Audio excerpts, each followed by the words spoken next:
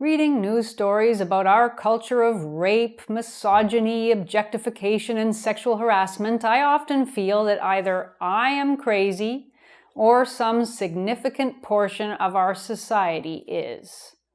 Is it possible that feminism is actually a form of mass hysteria? That's my subject on today's Fiamengo File.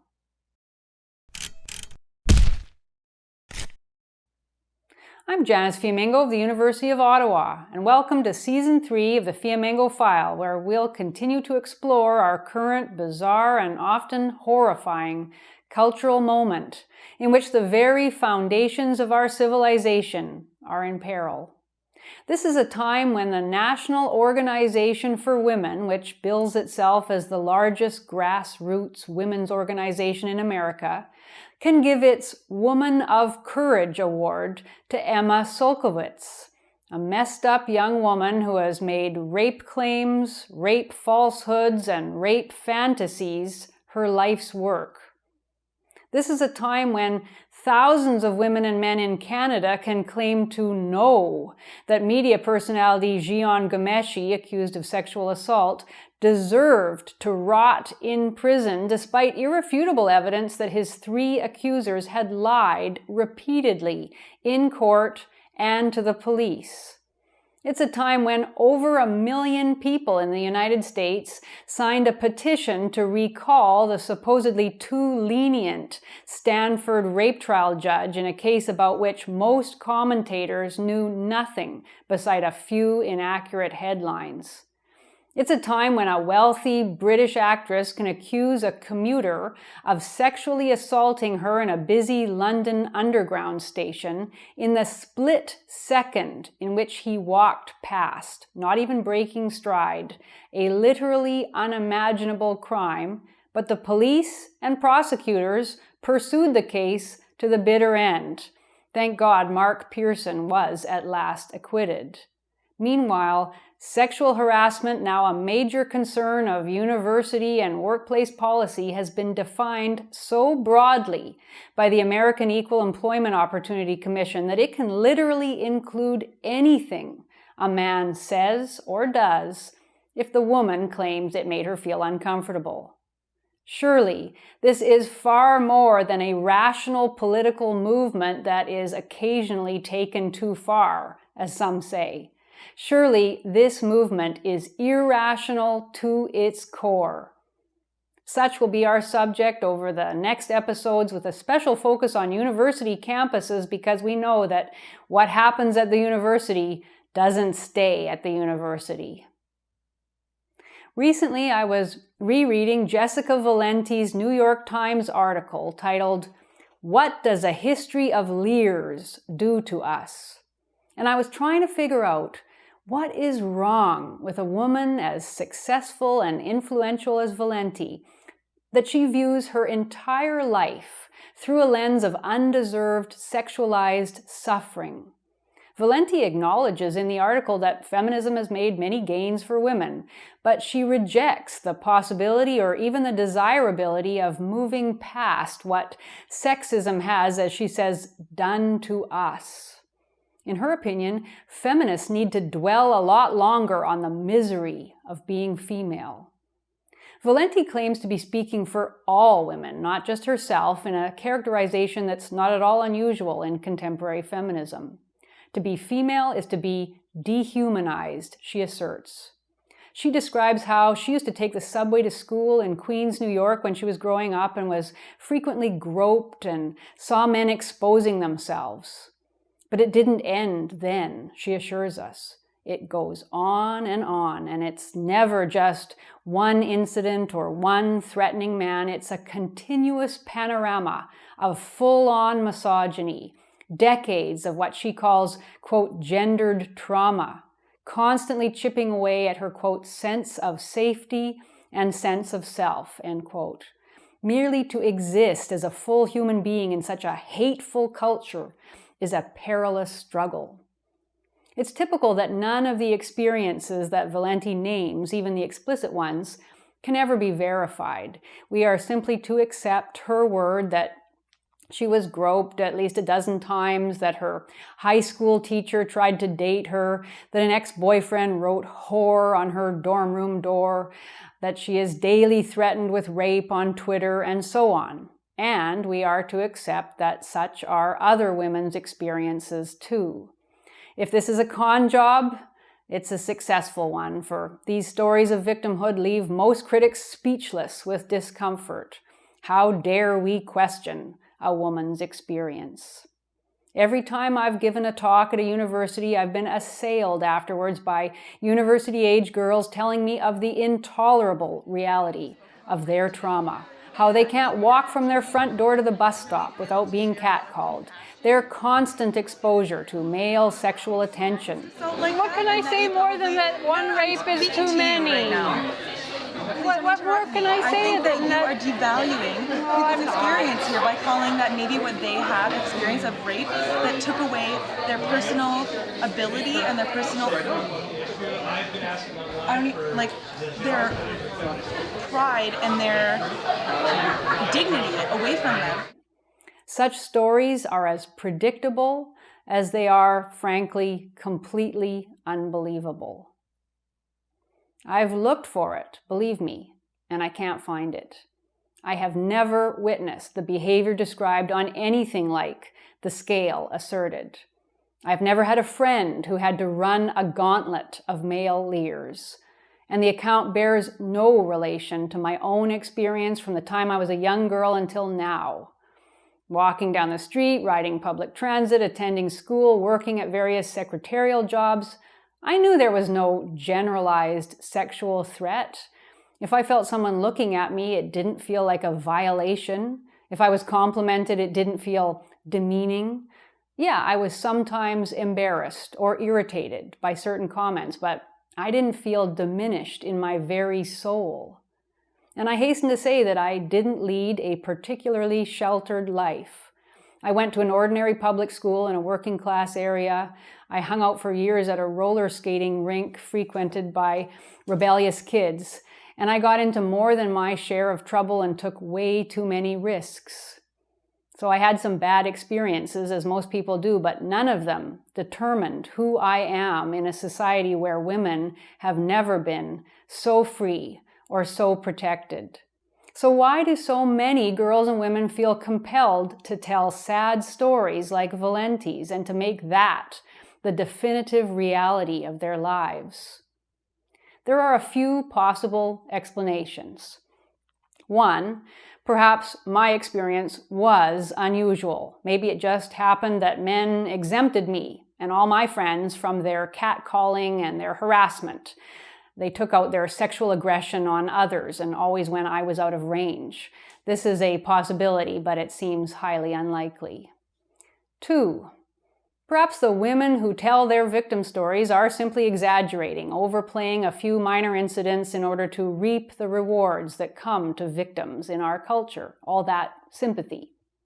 This may account for some of the victim obsession that I've encountered, but it doesn't seem to account for it all. So many of these women, Valenti included, don't seem to be enjoying themselves, despite living lives that by any measure are incredibly safe and prosperous, thanks largely to the brilliance and generosity of men, of course. But these women's pain and their anger, especially their anger, they seem too genuine to be a mere conscious exaggeration. Which brings me to the third explanation, which is the possibility that a significant portion of these women, especially those who obsess over their injuries so unrelentingly, are actually experiencing a form of low-level hysteria spread across the Western world through social media. I'm not a psychologist, obviously, but it seems that our current preoccupation with all manner of sexual abuse shares some characteristics of other episodes of mass hysteria, except that feminist hysteria is longer lasting and much more diffuse in its effects. Historically, in mass hysteria, we see a relatively short-lived collective delusion characterized by anxiety, irrational behavior and beliefs, and by baseless symptoms of illness. as in, for example, Leroy, New York, where 14 teenage girls and one boy suddenly began exhibiting Tourette's-like symptoms in 2012. Or a 1944 case in a small Illinois town in which female residents thought they were being poisoned by a gas that caused their throat and lips to burn, though no gas was ever found and their symptoms went away when they talked to police. Or a case in Martinsville, Saskatchewan, in which dozens of children claimed to have been abused in satanic rituals at a daycare center, resulting in over 100 charges made against more than a dozen people, including a number of police officers, all of it ultimately found to be groundless. Any Google search will turn up many fascinating historical examples. Medical doctor Andrew Wilner has put together an overview of episodes of hysteria on a website called Medscape. He makes clear that although much remains unknown about the causes, mass hysteria is a phenomenon in which the power of suggestion is key. Witnessing others, even a single other, can cause the behavior to spread. Now think of Anita Hill's accusations in 1991 against Supreme Court nominee Clarence Thomas, in which a brilliant lawyer, Thomas, was nearly denied a place on the Supreme Court because a single woman alleged that he had many years before spoken of an interest in pornography to her and said, famously now, "Who has put pubic hair on my Coke?" This alleged harassment was flat out difficult to believe, not least because Hill kept in close contact with Thomas for years after the incidents were supposed to have taken place. But even if true, they were remarkably trivial issues, entirely unworthy to have held the attention of the whole nation during the confirmation hearings. Yet they did, and the impact of that scandal on North American culture is, I believe, incalculable.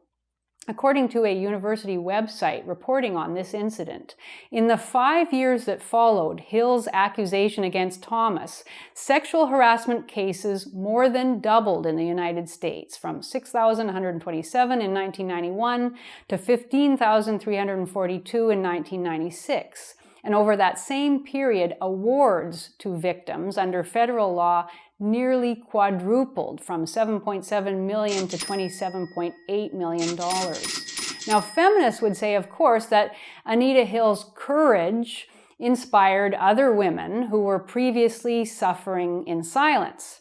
Another explanation, of course, would be that the affair inspired women to see what had formerly been understood as innocuous banter or normal expressions of sexual interest as intolerable harassment. And this is how it goes. One case leads to many others, all manifesting the same irrational symptoms.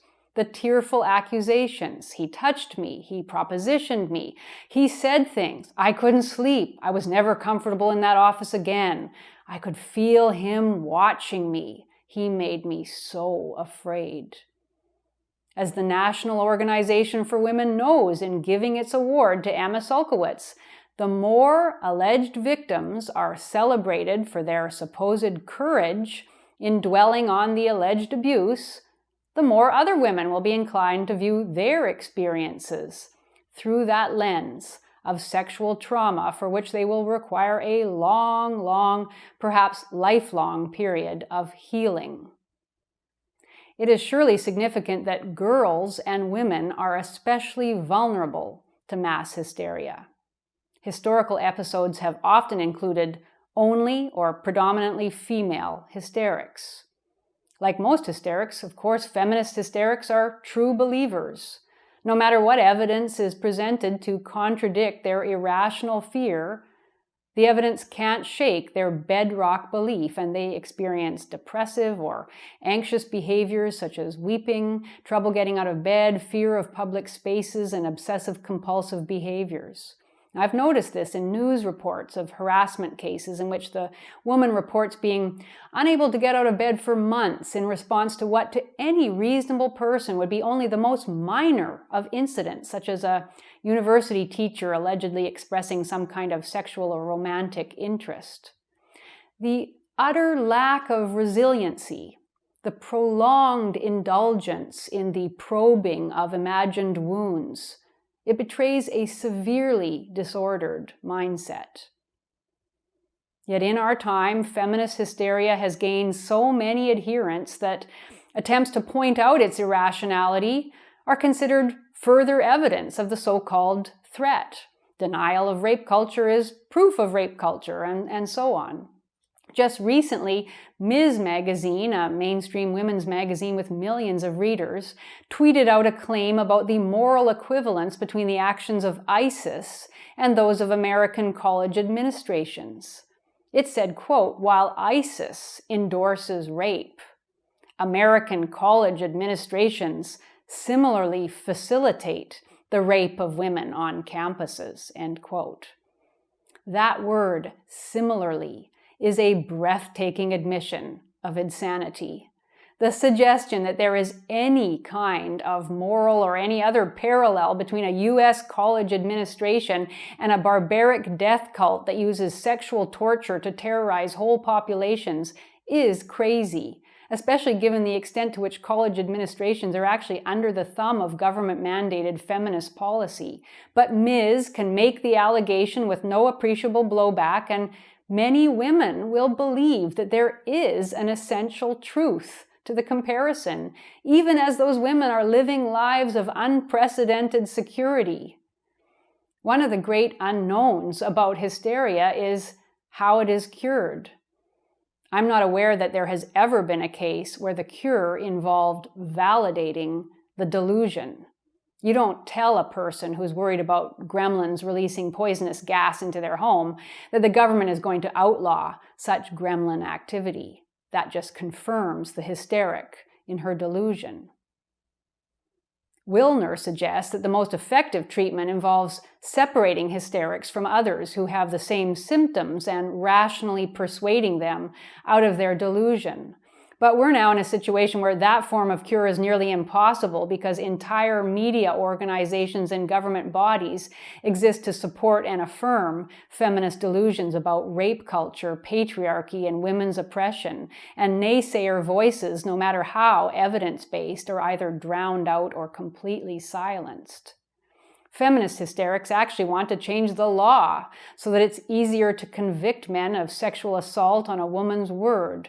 They want every school and workplace to have a vast punitive machinery to punish men for anything a woman doesn't like.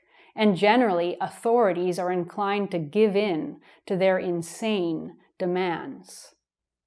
So, this is where we are. Don't expect the hysteria to go away anytime soon. But don't stay silent while it spreads.